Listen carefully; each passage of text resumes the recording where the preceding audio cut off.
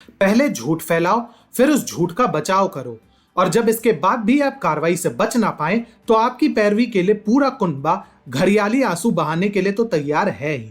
कुछ ऐसा ही विचित्र नजारा देखने को मिला जब लाल किले पर हुए हमले के दौरान अपनी भ्रामक रिपोर्टिंग के लिए राजदीप सरदेसाई को न केवल इंडिया टुडे से ऑफ एयर होना पड़ा, बल्कि इंडिया टुडे से उनकी विदाई भी लगभग तय है।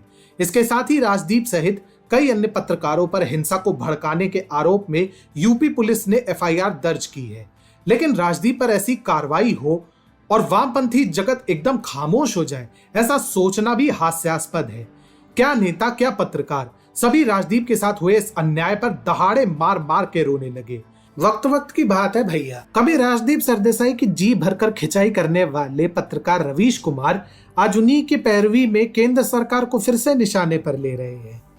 उनके अनुसार एक छोटी सी गलती के लिए राजदीप सरदेसाई पर इतना बड़ा एक्शन लिया गया है, उनके ऊपर एफआईआर की गई है, जबकि गोदी मीडिया के खिलाफ कुछ नहीं लिखा जा रहा है।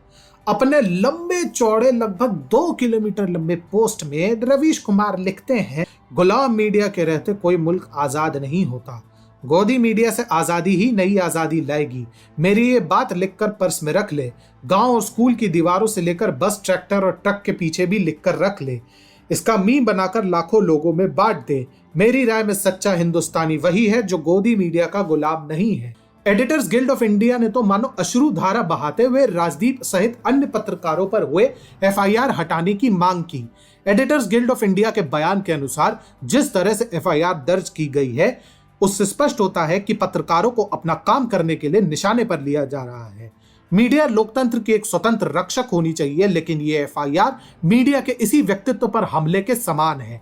हमारी मांग है कि राजदीप, मृणाल पांडे इत्यादि पर दायर एफआईआर तुरंत वापस लिए जाए।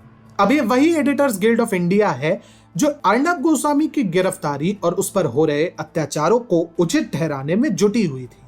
लेकिन जब राजदीप पर दिल्ली पुलिस के कर्मचारियों की जान को खतरे में डालने के लिए यूपी पुलिस ने आड़े हाथों लेने का निर्णय किया, तो एडिटर्स गिल्ड ऑफ इंडिया को अपने सभी आदर्श याद आने लग गए। हिपोक्रेसी को भी अपनी हरकतों से शर्मिंदा महसूस कराना कोई इनसे सीखे।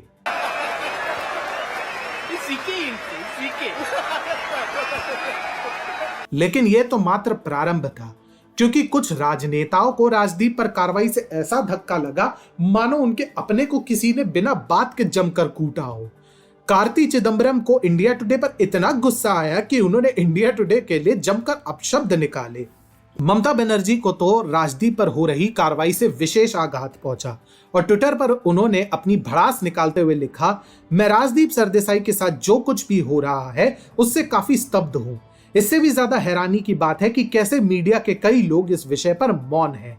हमें इस लोकतांत्रिक सिस्टम में रहकर इसके विरुद्ध अपनी आवाज उठानी चाहिए। मीडिया हमारे लोकतंत्र का एक बहुत अहम भाग है। यही नहीं, द वायर के सिद्धार्थ वरदराजन भी राजदीप के विरुद्ध हो रही कार्रवाई के विरुद्ध उबल पड़े। महोदय ने ट्वीट किया, निंदनीय। शशि थरूर, राजदीप सरदेसाई, जफर आगा, मृणाल पांडे इत्यादि के विरुद्ध देशद्रोह का मुकदमा दर्ज किया जाता है। आखिर क्यों? इसलिए क्योंकि उन्होंने बस रिपोर्ट किया था कि एक किसान को गोली लगी है। अब सिद्धार्थ बाबू को कौन समझाए कि इन लोगों को बगिया से आम चुराने के लिए नहीं, बल्कि अराजक तत्वों को भड़काने, लाल किला पर उनको हमले के लिए उकसाने और 300 से अधिक दिल्ली पुलिस के कर्मचारियों को चोटें पहुंचाने के लिए यूपी पुलिस ने कार्रवाई की है। लेकिन यह प्रतिक्रिया केवल और केवल वामपंथियों की कुंठा को ही जग जाहिर करता है, क्योंकि वे अब भी इस बात को नहीं पचा पा रहे हैं कि उनके सबसे प्रिय पत्रकारों में से एक पर इंडिया टुडे और सरकार दोनों ने ताबड़तोड़ कार्रवाई की है।